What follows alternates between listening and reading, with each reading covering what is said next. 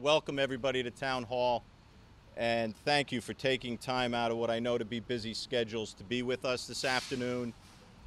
We have with us a number of area elected officials and people who work for towns and cities. We have Frank Veto, who's chairman of the Monroe Town Council, Ken Kellogg, who is also a member of the Monroe Town Council. We have Mayor John Harkins from the town of Stratford, Mayor Mark Loretti from the city of Shelton. We have State Representative Nicole Claridis-Ditria from Seymour. I have Representative Ben McGorty representing Stratford and Shelton. From the Board of Aldermen in Shelton, we have John Anglace.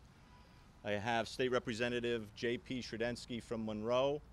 We have State Representative Laura Hoydick from Stratford, and the Superintendent of Schools in Stratford, Dr. Janet Robinson. So we're here today to urge state lawmakers to stand up to Governor Malloy's veto of the state budget that passed the legislature with bipartisan support. The governor vetoing this budget and offering no alternative plan other than his executive order is a devastating event and completely unacceptable. Under the governor's executive order, Stratford alone would see a $31 million reduction in municipal aid, almost $27 million in cuts to education. That's right, $27 million from our kids' education. Surrounding towns will also see dramatic cuts.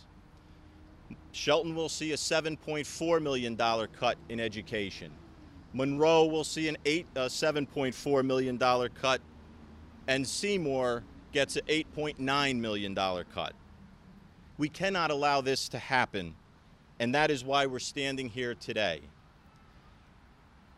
Standing here to urge everyone in Connecticut to call Democrat lawmakers and urge them to override the governor's veto. Without a budget, his executive order is real and means cuts to schools, teacher layoffs, reductions in social services, and property tax increases. Everywhere I go, I hear we need a budget. But the truth is, we have a budget, and that budget is ready to be enacted today. A budget that sets a new course for Connecticut. A budget that provides a better way for the hardworking middle-class families of our state. While the governor vetoed it, he does not have the final word. That is up to the legislature, and why we are encouraging people all across our state to call Democrat lawmakers and ask them to help override the veto and avoid giving the governor the sole authority to continue to ruin our state of Connecticut. But we need more than a rally. We need more support. We need people to make phone calls. We need to work together to tell Malloy that his rule over our state has ended. Our bipartisan budget retroactively restores funding that was cut to nonprofits by the governor. It doesn't have the harmful tax increases that the Democrats' budgets do. No cell phone tax, no sales tax on non-prescription drugs, no reduction of the property tax credit, and no new real estate and property taxes. Instead, the bipartisan budget makes difficult decisions to reduce state spending and cuts administrative costs across government. But at the same time, it prioritizes core functions of government and shows the state a path forward. It's a budget that protects services, particularly for low-income neighborhoods that were cut by the governor and the Democrat budgets, such as Care for Kids, Meals on Wheels, the Connecticut Home Care Program, mental health and substance abuse grants to combat the opioid crisis, as well as day and employment opportunities for individuals with disabilities.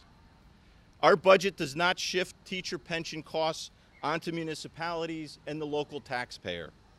Shifting this state expense onto towns and cities means cuts to teachers, cuts to schools, and increased taxes on our homes. Our towns have had enough. They need our help and our collaboration, not another burden. Our budget also boosts transportation funding and implements a 30-year fully funded transportation financing plan to spark job growth and ensure transportation systems remain safe. By making long-term policy changes to reduce spending and get our fiscal house in order, this budget puts the state on a path towards sustainability, stability, predictability, and opportunity for all.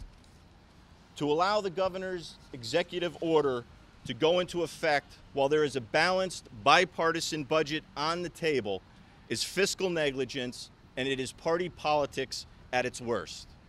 To allow nonprofits to continue being cut when we have a budget that restores funding is insane. To allow schools to decimate by cuts and teachers' jobs to be threatened when a solution is before us is reckless. To kill the only budget that passed the legislature with no alternative other than the governor's harmful executive order is senseless and cruel. We believe it is wrong for the governor to veto this budget.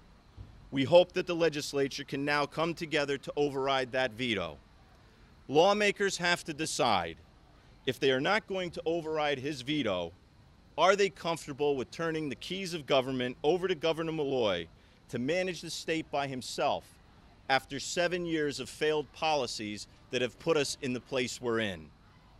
Or do they want to set a new course grounded in living within our means and focused on the core values of Connecticut: a quality education for every child, help for individuals and families in need, respect for our seniors and their caregivers, affordable health care, safe and reliable transportation systems, and an environment where jobs grow and economic opportunity exists for everyone.